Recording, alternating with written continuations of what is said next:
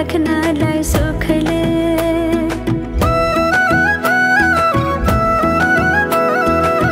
कति गरौँ तिम्रोमा बयान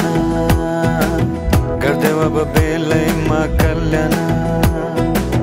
कति गर्छौ